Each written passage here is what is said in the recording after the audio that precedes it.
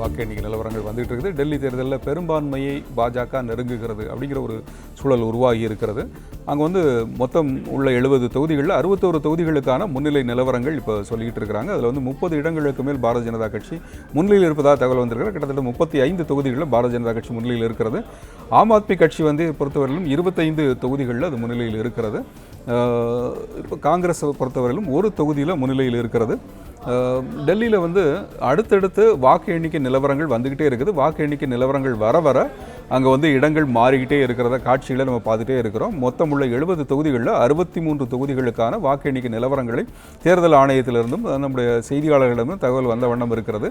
அதில் வந்து 37 தொகுதிகளில் பாரதிய ஜனதா கட்சி முன்னிலை பெற்றிருக்கிறது. ஆம் ஆத்மியை பொறுத்தவரையிலும் 25 தொகுதிகளில் முன்னிலை பெற்றிருக்கிறது. காங்கிரஸ் ஒரு தொகுதியில் முன்னிலையில் இருப்பதாக தகவல்கள் வந்த வண்ணம் இருக்கிறது. காங்கிரஸை பொறுத்தவரையிலும் அந்த ஒரு தொகுதியை தாண்டி அடுத்தடுத்த தொகுதிகள் அது முன்னிலை பெறுமா அப்படிங்கிற ஒரு கேள்விக்குறி ஏற்கனவே இருந்தது. அந்த நிலை தான் இப்போதும் நீடிப்பதாக அங்கிருந்து செய்தியாளர்கள் தெரிவிச்சிட்டு இருக்கிறாங்க.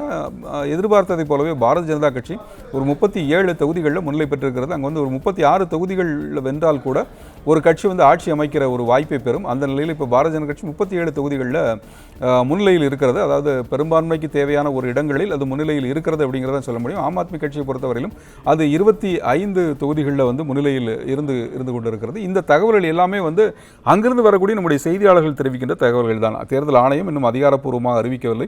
டெல்லியை பொறுத்தவரையிலும் மொத்தம் இருக்கக்கூடிய அந்த 70 தொகுதிகளில் 36 தொகுதிகளில் ஒரு கட்சி வெற்றி பெற்றால் அங்கே வந்து ஆட்சி அமைக்க முடியும். இப்போ இருக்கிற சூழலை பொறுத்தவரையிலும் பார்த்தோன்னா பாரதிய ஜனதா கட்சி ஒரு 37 தொகுதிகளில் முன்னிலையில் இருந்து வருகிறது. பாரதிய ஜனதா கட்சி வேட்பாளர்கள் ஒரு 37 தொகுதிகளில் தங்களை அடுத்து வரக்கூடிய வேட்பாளர்களை விட அதிக வாக்குகளை பெற்றிருக்கிறார்கள்.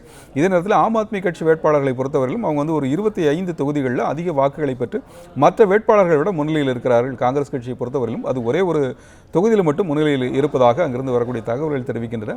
கிட்டத்தட்ட ஒரு பெரும்பான்மையை பெறுவதற்கான ஒரு சூழ்நிலை அப்படிங்கிற மாதிரி ஒரு நிலவரம் தான் இப்போ இருக்கிறது. ஆனால் கூட வாக்கு எண்ணிக்கை இப்போ தான் தொடங்கி இருக்கிறது. டெல்லியை பொறுத்தவரையிலும் அது சின்ன சின்ன தொகுதிகளை உள்ளடக்கியது. அதனால் வாக்கு எண்ணிக்கை அப்படிங்கிறது அடுத்தடுத்து வரக்கூடிய நிலவரங்களை பொறுத்து மாறுபடக்கூடிய ஒரு நிலவரம் தான் அங்கே இருக்கக்கூடும். ஆனாலும் கூட இப்போது இருக்கிற அந்த சூழ்நிலையில் ஒரு 37 தொகுதிகளில் பாரதிய ஜனதா கட்சி முன்னிலை பெற்றிருக்கிறது. ஒரு பெரிய இடைவேளைக்கு பிறகு, அதாவது 1993 பாரதிய ஜனதா கட்சி டெல்லியில் நடைபெற்ற அந்த சட்டமன்ற தேர்தலில் வெற்றி பெற்று ஆட்சி அமைத்தது. அதன் பிறகு ஆட்சிக்கு அருகில் போகக்கூடிய அந்த நிலை பாரதிய ஜனதா கட்சிக்கு இல்லை. கிட்டத்தட்ட ஒரு 15 ஆண்டுகள் ஷீலா தீட்சித், காங்கிரஸ் கட்சியோட ஷீலா தீட்சித் ஒரு அசைக்க முடியாத ஒரு முதலமைச்சராக இருந்தார். அதன் பிறகு ஆம் ஆத்மி கட்சி டெல்லியில் இருக்கக்கூடிய அந்த சட்டமன்ற தேர்தலில் வெற்றி பெற்றது. கிட்டத்தட்ட ஒரு அடுத்தடுத்து ஒரு 3 தேர்தல்களில் ஆம் ஆத்மி கட்சியும் வெற்றி பெற்றது. இப்போ நடந்துகிற இந்த தேர்தலில் போட்டி அப்படிங்கிறதே பாரதிய ஜனதாவுக்கும் ஆம் ஆத்மிக்கு இடையில தான் இருந்தது. காங்கிரஸ் அங்கே களத்தில் இருந்தாலும் கூட காங்கிரஸ் வந்து ஒரு பெரிய போட்டி உருவாக்கவில்லை, அதால் உருவாக்க முடியல அப்படிங்கிற ஒரு கள நிலவரத்தை தான் வந்து அங்கேருந்து எதிர்வச்சுட்டே இருந்தது. இந்த நிலையில் இப்போ எதிர்பார்த்ததை போலவே பாரதிய ஜனதாவுக்கும் ஆம் ஆத்மிக்கும் இடையிலான அந்த போட்டி அப்படிங்கிறது இப்போ வாக்கு எண்ணிக்கையிலும் பார்க்க முடிகிறது.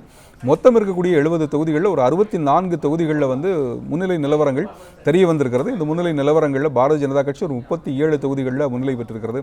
ஆம் ஆத்மி கட்சியை பொறுத்தவரையிலும் 26 தொகுதிகளில் அதனுடைய வேட்பாளர்கள் தங்களை அடுத்து வரக்கூடிய வேட்பாளர்களோட அதிக வாக்குகளை பெற்றிருப்பதாக அங்கிருந்து வரக்கூடிய தகவல்கள் தெரிவிக்கின்றன.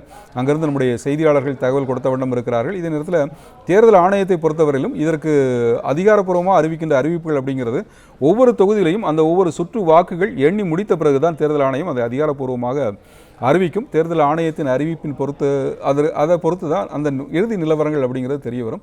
ஆனாலும் கூட இப்போ அங்கிருந்து வரக்கூடிய தகவல்கள் அப்படிங்கிறத நம்ம பார்த்துட்டே இருக்கிறோம்.